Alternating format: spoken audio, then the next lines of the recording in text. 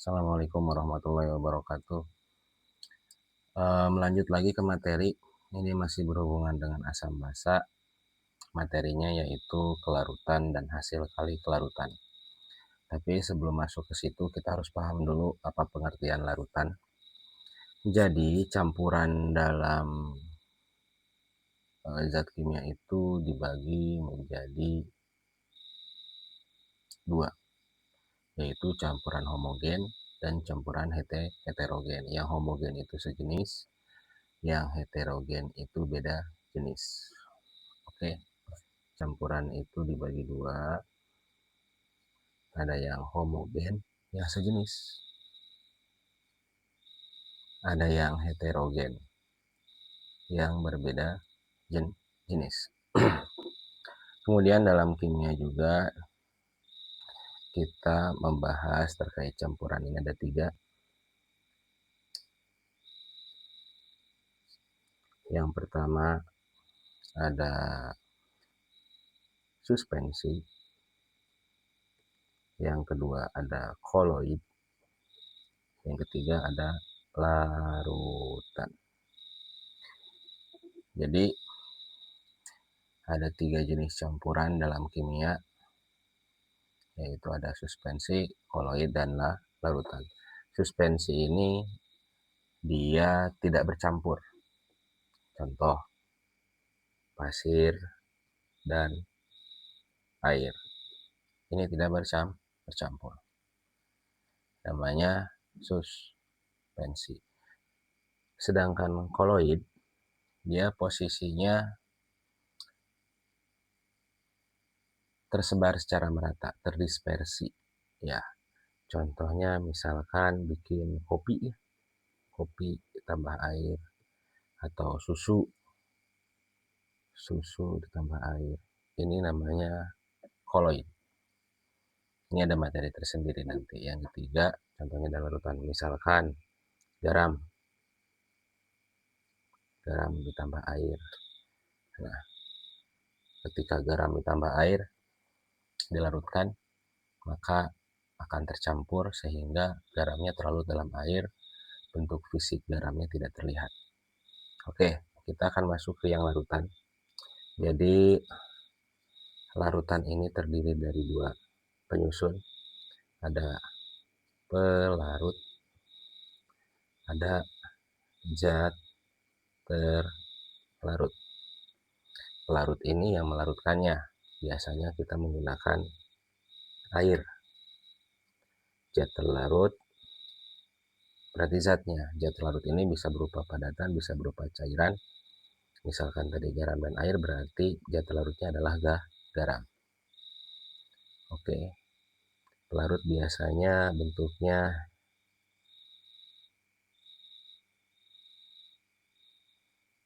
cairan, cairan. Zat larut biasanya berupa padatan. Jadi kalau tadi larutan ada garam dan air, zat larutnya adalah garam. Ini biasanya padatan. Sebenarnya tidak menutup kemungkinan zat larut ini bisa juga berbentuk cairan dan bisa juga berbentuk gas. Ya, jadi gas juga bisa ditangkap oleh cairan, cairan juga bisa ditangkap atau dilarutkan oleh cairan. Oke, jelas sampai sini, harusnya jelas.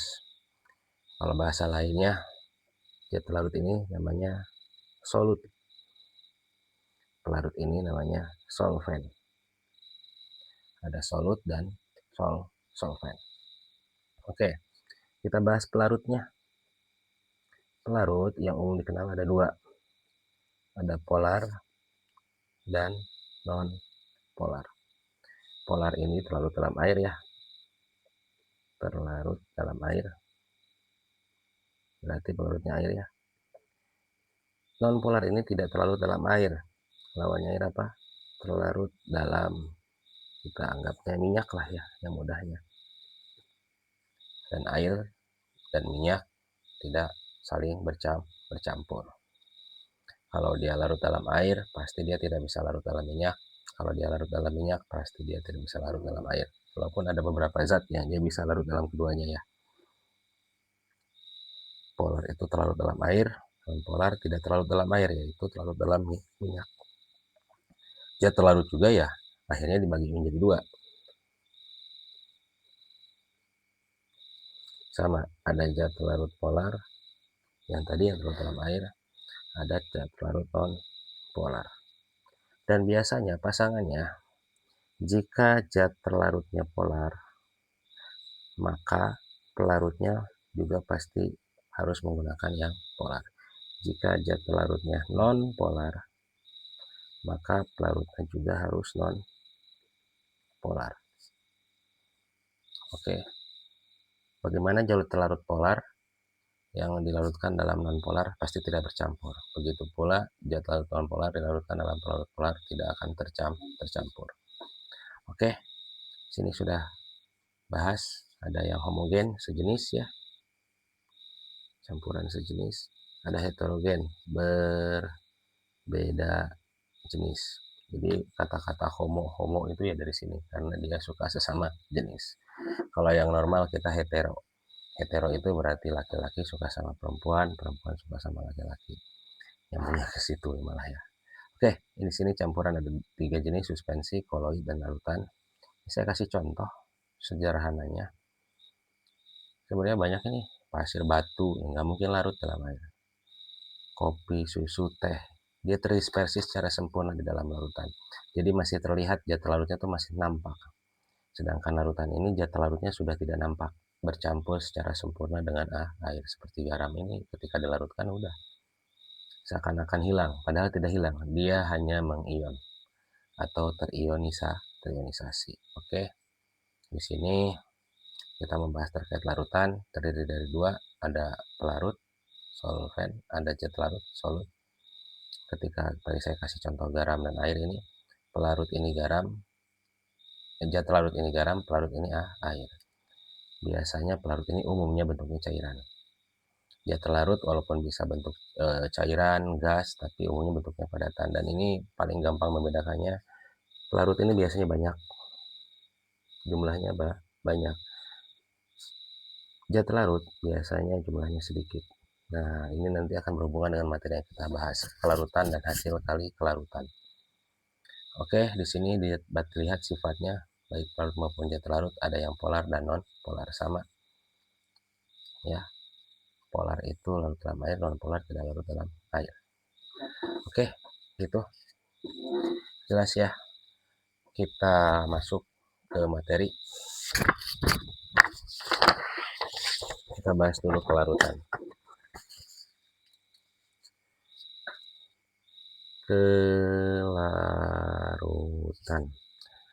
Kelarutan itu istilahnya adalah kemampuan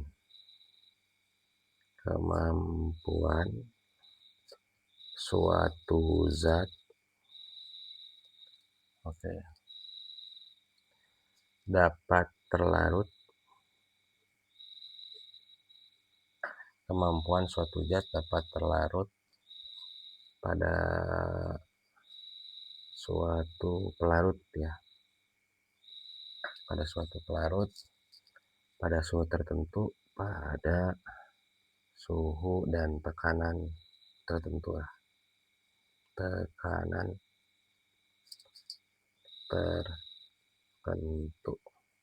Kemampuan suatu zat dapat terlarut pada suatu pelarut pada suhu dan tekanan tertentu. Intinya mas sampai sini sih. Kemampuan suatu zat dapat terlarut pada suatu pelarut ya. Simbolnya adalah S. Oke. Jadi kita punya data, biasanya sudah ada datanya. Sudah ada literaturnya, kelarutan zat ini berapa, kelarutan zat ini berapa, kelarutan zat ini berapa.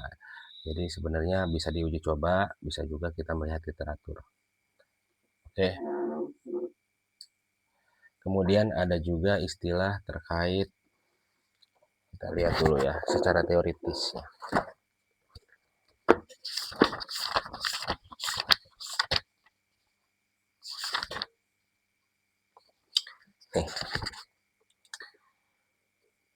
Kelarutan suatu zat di dalam suatu pelarut menyatakan jumlah maksimum suatu zat yang dapat larut dalam suatu pelarut. Jadi jumlah zat maksimum kalau di literatur. Tapi bagi saya paling sederhana, kemampuan suatu zat dapat larut pada suatu pelarut saja juga sudah cukup. Simbolnya S. Ini biasanya ini sudah ada datanya, bisa dilihat di literatur dan bisa juga sih diuji cobakan. Kita menguji coba bagaimana kemampuannya. Satuannya apa? Satuannya, karena ini zatnya biasanya zat larut ini padat, pelarut ini cair, satuannya biasanya kalau tidak miligram per liter, bisa juga gram per liter, bisa juga mol per liter. Oke, bisa miligram per liter. Kalau miligram berarti kecil sekali ya. Gram, mol. Kalau mol berarti sudah dikonversi menggunakan AR atau MR. Ya, mol per liter ini biasa kita sebut sebagai molaritas. Ya, udah tahu di stoikiometri ya. Ini satuannya. Kita sedang membahas suatu zat yang umumnya padatan yang dilarutkan dalam suatu pelarut, dan umumnya kita menggunakan pelarut air, berarti kita melarutkan suatu zat terlarut yang bersifat polar pada suatu pelarut yang bersifat polar, yaitu air. Oke, begitu. Dan kelarutan ini dipengaruhi oleh dua faktor. Faktor yang mempengaruhi. Yang pertama adalah jenis, ya, baik zat terlarut maupun pelarut. Tadi saya sudah bahas ada polar dan non polar. Zat terlarut polar akan terlarut pada pelarut polar. Zat terlarut non polar akan terlarut pada pelarut non polar. Paling gampangnya polar ini air, pelarut itu. Non polar ini minyak. Yang kedua adalah suhu dan tekanan. Umumnya suhu ya. Kita bahas suhu. Jadi semakin tinggi suhu, maka kelarutannya juga akan meningkat. Kelarutan meningkat. Ya, kalian kayak ngelarutin garam pakai air dingin sama air panas, lebih cepat mana? Lebih cepat pakai air panas kan? Itu.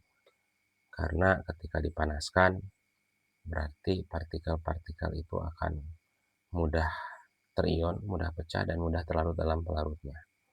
Semakin rendah suhu, maka kelarutannya juga semakin menurun atau semakin rendah. Oke, itu ada dua jenis. Jadi kelarutan ini kita ngukurnya gini. Kemampuan maksimal, kalau kata kemampuan suatu zat dapat terlarut pada suatu pelarut. Kita punya air, misalkan air 200 ml. Pertama kita tambahkan 1 sendok garam. Ya, garam. Anggaplah ini 3 gram garam NaCl. Apa yang pertama kali terjadi? Ya, garam ini ketika diaduk ya pasti terlarut. Kemudian selanjutnya si larutan garam yang sudah ada tadi kita tambah lagi 3 gram garam NaCl. Sampai dengan berkali-kali, nanti akan pada berkali-kali ya, berkali-kali sampai nanti ada pada suatu saat kita menambahkan garam pada larutan ini, tambahkan lagi garam ya, 3 gram NaCl. Nanti akan tiba masanya si gram NaCl ini tidak dapat lagi larut dalam pelarut. Kenapa? Karena pelarut sudah maksimum, sudah penuh diisi oleh NaCl. Nah, ketika sudah penuh ini, nanti ada saatnya ketika kita masukkan garam ini tidak bisa terlarut. Dia akan mengendap di bawah. Diaduk segimana kencangnya pun, dia akan tetap mengendap ke bawah. Jadi memang pelarutnya sudah jenuh, sudah penuh. Nah, disebut Kalau sudah penuh seperti ini disebut sebagai larutan jenuh. Gimana sih jenuh? Udah capek. Awalnya sih 3 gram NaCl masih oke, air bisa melarutkan. Tambah 3 gram lagi masih oke, sampai berkali-kali sampai pada satu titik nanti kita tambahkan garam lagi, garamnya itu tidak terlarut. Dia malah mengendap ke bawah, padahal udah diaduk, udah diapakan. Nah, itu tandanya bahwa larutan ini sudah jenuh. Batas maksimal si garam ini bisa larut dalam air disebut sebagai kelarutan. Oke, jelas simbolnya S. Kemudian kita masuk ke materi yang kedua, yaitu hasil kali kelarutan. Apa sih itu? Hasil kali kelarutan kita simbolkan sebagai KSP. Ini juga biasanya suka ada datanya. Apa itu KSP? KSP adalah tetapan hasil kali kesetimbangan antara. Jadi ini adalah nilai tetapan hasil kali kesetimbangan. Hasil kali kesetimbangan pada suatu garam atau basa, beberapa basa ya. Jadi yang kelarutannya kecil rata-rata itu biasanya garam dan basa. Kalau asam kelarutannya tinggi, jadi dia memang mudah larut, dan biasanya juga basa juga bentuknya cair, sangat mudah larut sekali dengan pelarut air. Sedangkan garam dan basa biasanya bentuknya padat dan kelarutannya sangat kecil. Jadi kita bahasanya batasi sampai garam dan basa, beberapa garam dan beberapa basa. Bagaimana sih Pak ini maksudnya? Nilai tetapan. Kita lihat literatur. Ya, di sini sudah ada penjelasan.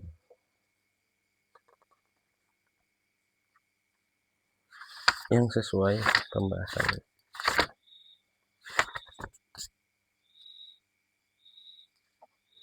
Nah, ini. Hasil kali kelarutan adalah nilai kesetimbangan kelarutan suatu senyawa yang sebanding dengan hasil kali ion-ion penyusun senyawa tersebut. Oke, intinya mah hasil kali kelarutan. Hasil kali kelarutan dengan reaksi kesetimbangan. Misalkan saya punya AgCl, ya, senyawa nih. Ketika diionkan kan dia menjadi Ag+ dan Cl. Di sini dia punya KSP. Ketika diionkan berarti ini S dan S. Maka berapa nilai KSP AgCl? KSP AgCl berarti nilainya adalah hasil kali kelarutannya. Bagaimana hasil kali kelarutannya?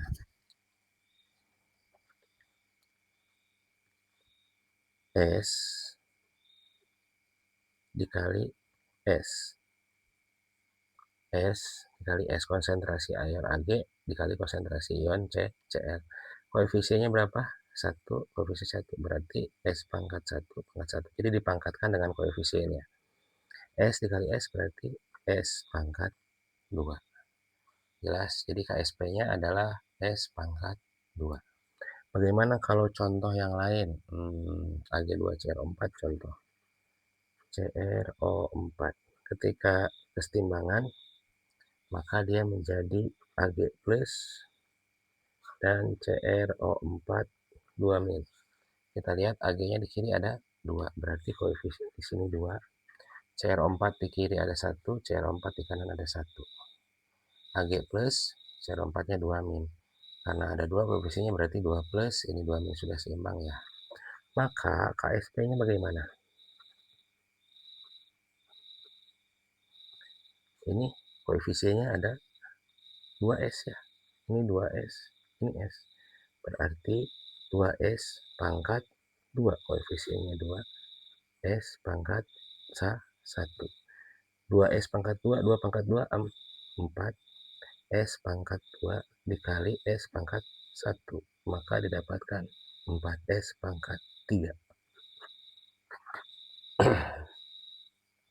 Oke, jadi koefisien ini dimasukkan ke dalam konsentrasinya, kemudian koefisien ini juga dipangkatkan.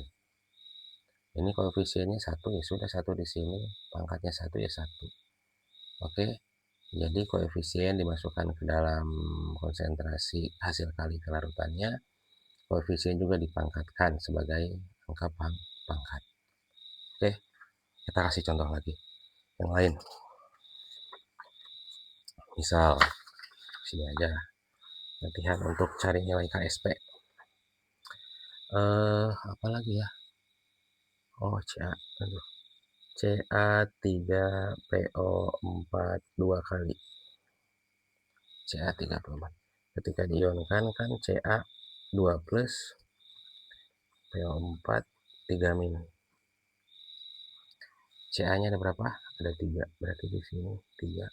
PO4-nya ada berapa? Ada 2. Berarti di sini 2. Maka kelarutannya di sini 3S, di sini 2S. KSP-nya bagaimana?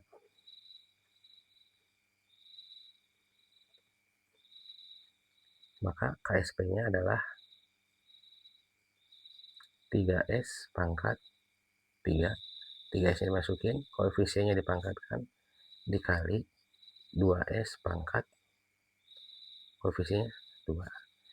3S pangkat 3. 3 pangkat 3, artinya 3 kali 3 kali 3. 3 kali 3, 9. 9 kali 3, 27. S pangkat 3. 2 pangkat 2. 2 kali 2, 4. 4S pangkat 2. Oke, jelas? Nah, sekarang kita gabung 27 kali 4.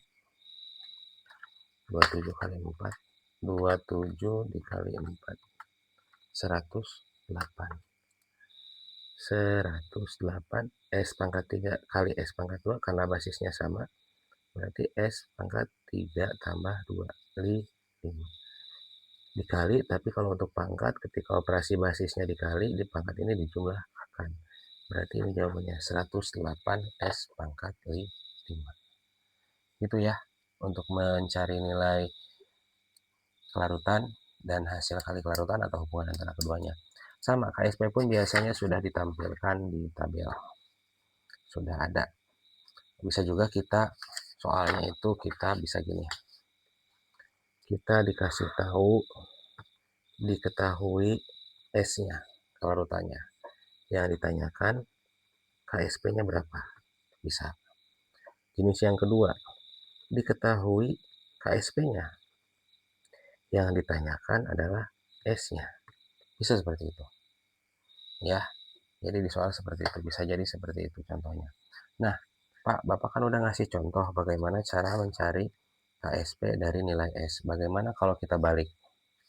Maksudnya balik gimana? Jadi kita mencari nilai S dari KSP. Kasih rumus aja langsung. Mencari nilai S dari KSP itu cukup seperti ini. Jadi KSP dibagi zat A ya. Misal kita bikin dulu deh. A2 B3 misal. Berarti kan ada 2A plus 3B. Berarti di sini A koefisiennya 2, B koefisiennya 3. Berarti rumusnya adalah, kalau misal seperti ini ya reaksinya, kita nanti sesuaikan dengan jumlah koefisiennya, disesuaikan. Berarti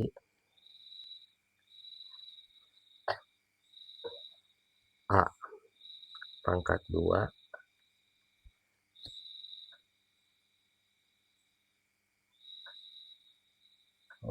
sorry. Bukan A pangkat 2.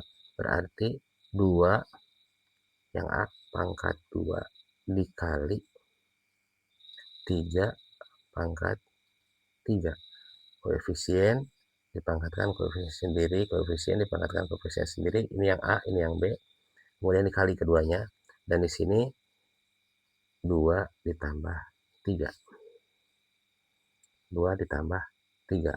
koefisien ditambah koefisien, berarti 5. 5 akar KSP berarti 2 pangkat 2, 4. 3 pangkat 3, 3 ke 3, 9 ke 3, 27. Berarti di sini akar 5 KSP 108. Ini untuk mencari nilai S. Agak repot memang. Agak repot ketika kita mencari nilai S dari KSP. Sebenarnya sih pakai rumus yang tadi kita kembalikan boleh sih. Contoh nih, ya, ini tinggal dibalik aja nih, sama kan ya? Ada 3, ada 2, tinggal dibalik aja. Berarti kan ini KSP sama dengan S. 108-nya pindah dibagi 108, pangkat 5-nya pindah jadi akar 5. Sama aja. Mau pakai cara ini dari nilai KSP ya kalau kita kasih tahu, tapi kalau nggak dikasih tahu kita bisa seperti ini. Kita bisa contoh lagi, AB misal, trion menjadi A dan B, maka nilai S nya bagaimana? Berarti di sini KSP ya, KSP si AB. Kalau ini kan KSP A2B3, A2B3, A2B3. Kalau di sini KSP dari si A, AB per 1 pangkat 1, 1 pangkat 1 kali 1 pangkat 1. Ininya 1 tambah 1, berarti 1 tambah 1, 2, KSP AB per 1 pangkat 1, 1 kali 1 pangkat 1, 1. Berarti sama aja kayak akar 2 KSP AB. Ini untuk reaksi yang AB menjadi A plus B. Yang ini jadinya seperti ini. Bagaimana kalau seandainya kayak yang tadi? Yang satu lagi kayak Bapak contoh. Yang 4S3. KSP sama dengan 4S3. Rubah aja sama kalian. KSP sama dengan 4S pangkat 3. Sok silahkan dihitung aja. 4S pangkat 3. Bahkan Bapak sudah punya bukunya. Kalian bisa lihat referensinya.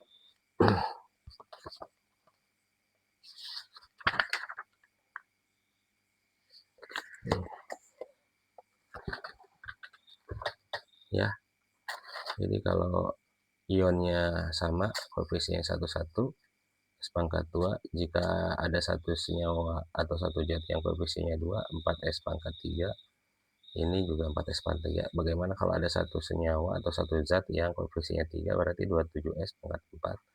Kalau yang satu koefisiennya 2, yang satu koefisiennya 3, 108S pangkat 5. Kita udah bisa cek. Oke, begitu. Nanti Bapak kasih contoh soalnya. Kalian hitung. Misal ya, contoh soal kayak gimana ya? Yang gampang aja dah.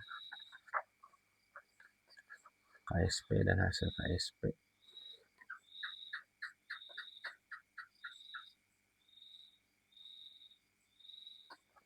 Oke.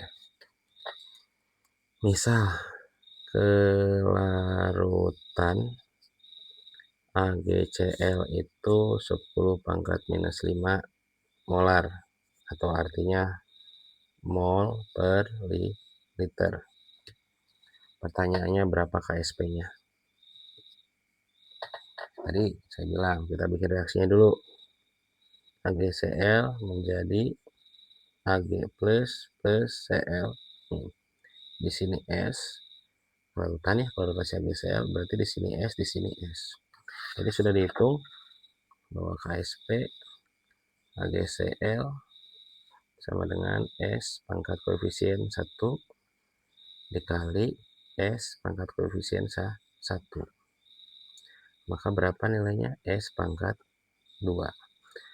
Ya, S pangkat 2. Sedangkan diketahui bahwa kelarutannya adalah 10 pangkat 5. Berarti 10 pangkat 5 min 5 dipangkatkan lagi 2.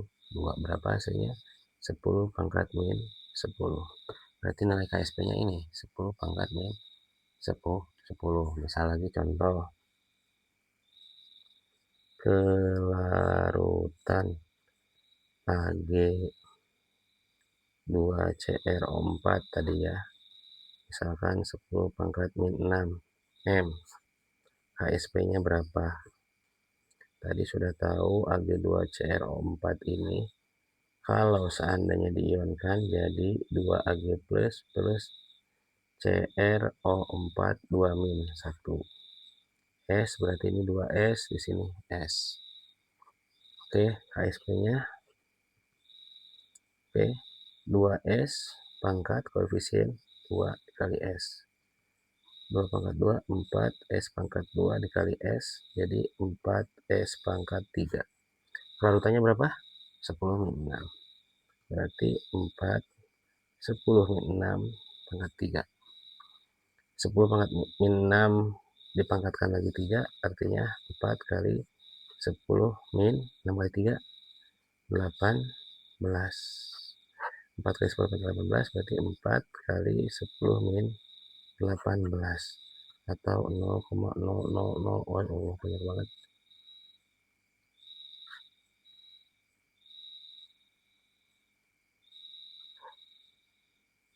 4. Oke. 10 pangkat min 18. Ini hasilnya. Sampai sini sebenarnya sudah beres nih. Min 6 pangkat 3 berarti min 6 kali 3 min 18. Oke. Jelas? Harusnya sih jelas. Udah kasih contoh. Oke, begitu. Selanjutnya kita akan membahas dengan Kice. Kita membahas Kice. Kice ini hasil kali ion. Kalau KSP hasil kali kelarutan, kalau Kice hasil kali ion. Apa gunanya Kice ini? Jadi begini, misal ada senyawa AB direaksikan dengan senyawa CD dan diketahui bahwa misalkan KSP AD itu sekian lah. Berarti kan ini nanti memprediksi dari si berapa sih nilai Kice antara A yang direaksikan dengan D, kepala dan ekor. Nanti nilai Kice ini rumusnya sama seperti yang tadi. Ini kan nanti jadi AD plus CB ya. Nanti misalkan dikasih tahu AD-nya ada berapa gitu. Hasil kali ini kita harus tahu konsentrasinya berapa. Nanti dibandingkan dengan hasil KSPAD-nya dari referensi.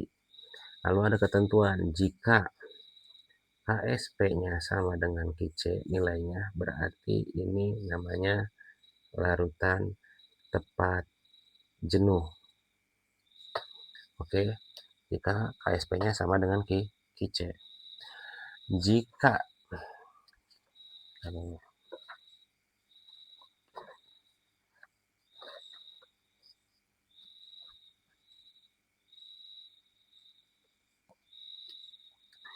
Jika KSP-nya lebih besar dibanding Kice, berarti larutannya masih larutan normal, belum jenuh, jadi masih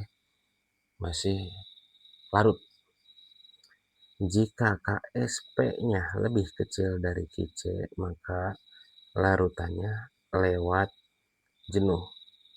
Bagaimana lewat jenuh? Berarti dia seperti tadi sudah tidak bisa melarutkan zat yang dimasukkan ke dalam larutan tersebut.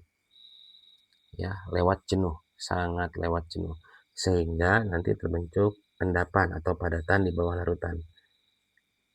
Nanti akan terbentuk endapan jika nilai KSP-nya lebih kecil. Oke, dibandingkan Kice atau Kice-nya lebih besar dibandingkan KSP. Kice-nya lebih besar dibanding KSP atau KSP-nya lebih kecil dibandingkan Kice. Jadi kita nanti akan membandingkan hasil perhitungan Kice dari dua zat yang dicampurkan ini. AD ini nanti berapa nilainya. Kalau perhitungannya sama seperti tadi mencari KSP. Misal Kice untuk AgCl sama. Konsentrasi Ag plus pangkat 1, konsentrasi Cl min pangkat 1. Kenapa? Karena ya AgCl kan kalau seandainya diionkan kesetimbangannya jadi Ag plus koefisiennya 1, Cl min koefisiennya 1. Cara menghitungnya mirip sekali dengan KSP. Oke, cara menghitungnya sangat mirip sekali dengan KSP, hanya saja nanti nilainya kita bandingkan. Kalau sama, berarti larutan itu tepat jenuh. KSP dari literatur berapa, hasil pengukuran QC berapa, bandingkan. Kalau sama, tepat jenuh. Kalau KSP-nya yang lebih besar, berarti belum jenuh. Kalau KSP-nya lebih kecil, berarti sudah lewat jenuh. Dan biasanya kalau KSP-nya kecil, berarti larutan itu mudah untuk mengendap. Kalau KSP-nya besar, berarti dia sulit untuk mengendap. Oke, begitu. Kita sedang membahas apa? Garam dan basa. Oke, gitu ya. Kita kasih contoh aja. Kita kasih contoh ini hubungan antara KSP dan QC. Misal nih, A, B plus CD. Menjadinya kan AD plus CB ya. CB. Misal ini berapa ya konsentrasinya? 100 ml 0,01 M. Ini 50 ml 0,01 M. Misal dicampurkan, dikasih tahu KSP untuk AD nilainya 10 pangkat minus 5 misal. Kira-kira ketika saya mencampurkan AB 100 ml 0,01 M dan CD 50 ml 0,01 M, AD ini bakal mengendap atau tidak? Kita cek. Pertama kita harus molkan dulu. AB molnya berapa? 100 dikali 0,01 ml dikali M jadinya milimol. Ini 1 milimol. Terus yang CD juga sama, kita cek 50 kali 0,01 0,5 milimol. Kemudian AB ini kita ionkan. Jadi A plus plus B min. Kalau di sini 1 milimol, A-nya berapa? 1 milimol juga. B-nya 1 milimol juga. Karena ini kita anggap koefisiennya 1:1. Yang kita pakai nanti karena KSP-nya AD, berarti kita pakai ini. Ini juga sama, CD. Kita ionkan. C plusnya berapa, D-nya berapa. Kalau di sini 0,5, ini anggap koefisien 1:1 semua ya. Milimol, maka di sini 0,5 milimol, di sini juga 0,5 milimol. Yang kita pakai yang mana? KSPAD, berarti kita yang pakai ini. Dari sini kita balikan dulu ke konsentrasi molaritas. Oke. Jadi si A ini molaritasnya berapa? 1 milimol dibagi berapa? Volumenya. Jadi kalau mau ngebalikin milimol ke molaritas, tinggal dibagi volume. Kalau mau dapat mol dari mililiter dan molaritas, ini rumusnya. Mililiter kali M. Kalau ingin balikan dari milimol jadi M lagi, berarti tinggal dibagi dengan volume. Berapa volumenya? Karena nanti sudah bercampur, ada ini, maka kita gunakan volume total. Karena kita sedang melihat nilai AD, bukan melihat AB atau CD-nya. Oke, jadi 1 milimol dibagi 150. Begitu pula yang ini, si D. Si D ini 0,5 milimol dibagi 150. Itu 100 bagi 150. 0,66 101 ya. 1 bagi 150. Oh, 0,0066 ya, pangkat min 3 0,0066. Bagaimana kalau 0,5 bagi 150 0,03 0,0033. Ya, sudah dapat, berarti kita bikin kicenya. Kicenya berapa tadi? AD ini perbandingannya bagaimana reaksinya? AD ini kalau terbanding menjadi A plus dan D min. Sudah, berarti di sini 0,0066, di sini 0,0033. Rumusnya kali koefisiennya, pangkatkan koefisiennya. 0,0066 kali 1 ya 0,006, pangkatkan 1 ya segitu aja, dikali 0,0033 pangkat 1 ya sama aja, berarti tinggal kali saja 0,00633, 2,178 kali 10 per 5, 2,178 kali 10 pangkat minus 5. Ini KC-nya. Kita bandingkan dengan KSP-nya. KSP bandingkan dengan KC. Di sini 1 kali 10 min 5. 10 min 5 itu ya 1 kali 10. Di sini 2,178 kali 10 min 5. Kira-kira lebih besar mana? Lebih besar mana? 1 sama 2 lebih besar 2. Berarti KC-nya lebih besar. Jika KC-nya lebih besar, maka larutan lewat jenuh.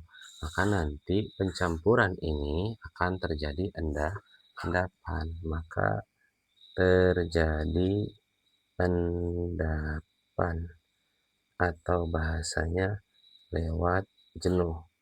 Larutan lewat jenuh. Untuk membandingkan kalian harus terbiasa. Misal 10 min 3 sama 10 min 5. Mana yang lebih besar? 10 min 3. Loh Pak, kan 5 lebih besar. Itu kalau kalian membandingkan 10 pangkat 3 sama 10 pangkat 5. Iya, yang lebih besar adalah yang 5. Kalau 10 min 3 sama 10 min 5, yang lebih besar yang min 3. Hati-hati loh. Hati-hati. Hati-hati. Kalau 10 pangkat 3 kan ini 1000 sama 100.000. Iya, ini lebih besar. Jadi kalau 60 pangkat min 3, 0,001 sama 0,00001. Mana yang lebih besar? Ini yang lebih besar. Oke, pada bilangan desimal itu atau bilangan pangkat negatif itu kebalikan dari bilangan pangkat positif. Mirip sama kayak gini. 2 sama 6, mana yang lebih besar? 6. Kalau min 2 sama min 6, mana yang lebih besar? Min 2 yang lebih besar. Kita ingat garis lurus, titik 0, ini positif, ini negatif. Ini 1, ini min 1. Besar itu semakin kanan. Makin besar. Semakin kiri, semakin kecil. Semakin negatif, semakin kecil. 2 sama 6, 2 sama 6, ya lebih besar 6. Min 2 sama min 6, ya min 2 lebih besar karena lebih kanan. Gitu loh, membandingkan. Kalian harus bisa membandingkan. Oke, saya kira cukup ya. Saya udah kasih contoh cara menghitung, sudah KSP, cara menghitung misalkan kalian dapat nilai membandingkan KSP dan KC udah. Oh, pengaruh ion tadi sudah disampaikan.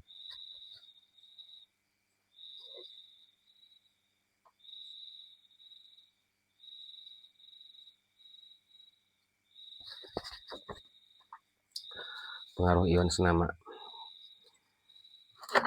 Oke. Pengaruh ion senama. Misal tadi AB plus CD menjadi AD. Kita sedang membahas AD ya. Endapannya. Kemudian ada CB.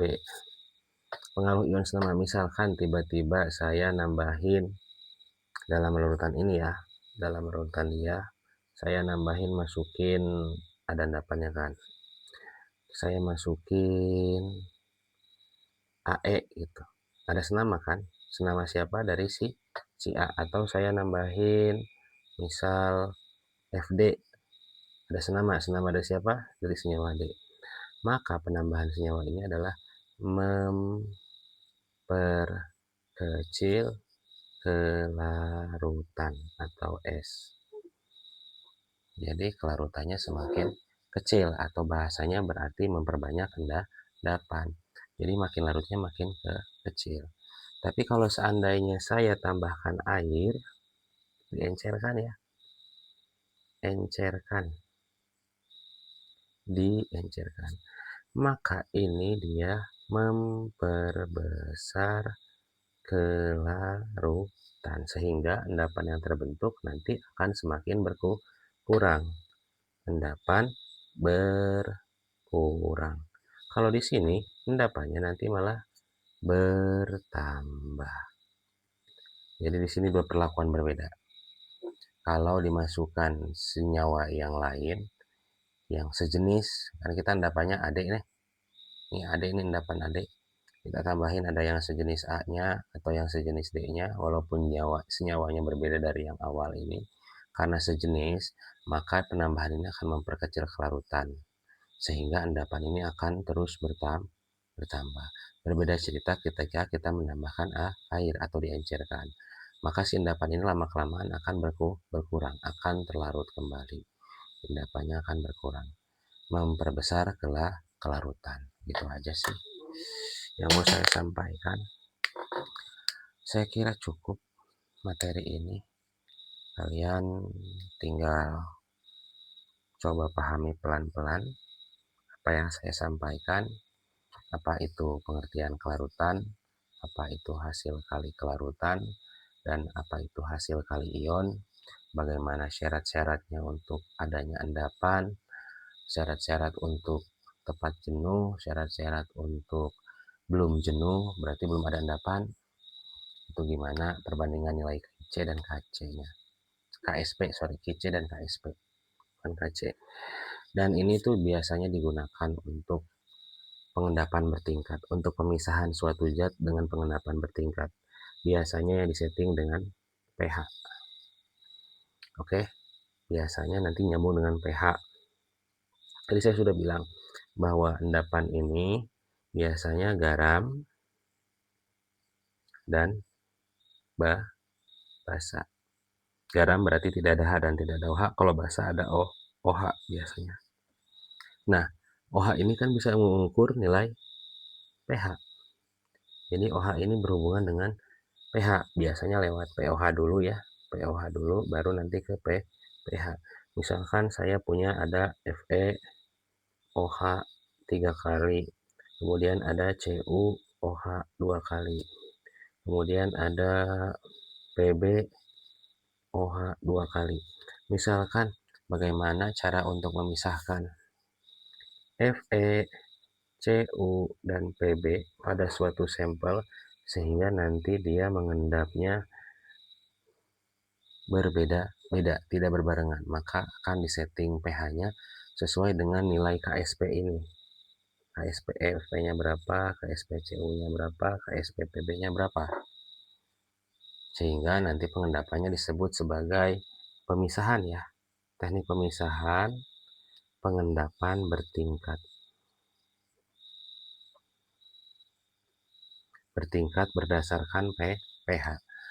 Pemisahan pengendapan bertingkat. Biasanya berdasarkan nilai pH. Jadi kita nyeting konsentrasi OH-nya.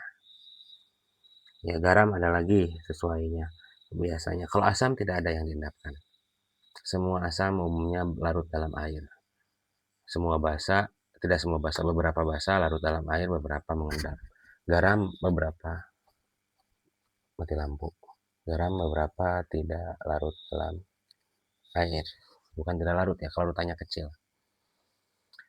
Oke, gitu. Jadi sebenarnya asam itu kelarutannya besar sehingga dia semuanya rata-rata larut. Garam bahasa ini beberapa kelarutannya kecil sehingga beberapa mengendap atau tidak bisa larut dalam air. Begitu. Ini tingkat tinggi nggak saya ajarkan, nggak mungkin tulis soal. Cuma saya mau ngasih tahu aja manfaat kelarutan ini apa sih. Nyala lagi, rusak elektronik ini kalau kayak gini. Jadi tujuannya adalah agar pemisahan ini dalam bentuk OH dari sampel yang ada campuran ini bisa terpisahkan. Nanti kan kalau sudah misah sendiri bisa diambil Fe-nya. Biasanya di industri semen. Kalau kalian nanti masuk teknik mesin, teknik industri, biasanya kalian akan memahami bagaimana cara memisahkan logam-logam ini. Ada juga kan pemisahan senyawa itu berdasarkan pemanasan titik didih. Itu namanya distilasi bertingkat. Seperti pada minyak bumi itu dipanaskan pada suhu berapa, nanti yang nguap siapa, ditahankan di situ sampai habis. Nanti naikkan lagi suhunya, diuapkan lagi sampai habis, naikkan lagi. Nanti yang suhu 100 siapa yang nguap, 150 siapa yang nguap, yang 120 200 siapa yang nguap. Ketika diuapkan bukan dihilangkan ya, tapi nanti uapnya itu didinginkan kembali sehingga terpisah. Itu namanya penguapan bertingkat atau destilasi bertingkat. Ini namanya pemisahan juga. Kalau ini pemisahan pengendapan bertingkat. Sebenarnya suruh ini nanti kalau kita praktikum ini pengendapan. Ini campur ini nanti ngendap atau enggak. Ini campur ini ngendap atau enggak. Konsentrasinya segini ngendap atau enggak. Sebenarnya seru. Bahan-bahan ini mahal dan memang susah didapatkan. Bahan-bahannya mahal. Bahannya, alatnya mah ada. Bahannya ini biasanya mahal. Kita pengen coba reaksikan cara mengendapkan. Itu ya. Udah sih. Apa yang mau disampaikan lagi? Sekian dari saya. Terima kasih. Wassalamualaikum warahmatullahi wabarakatuh.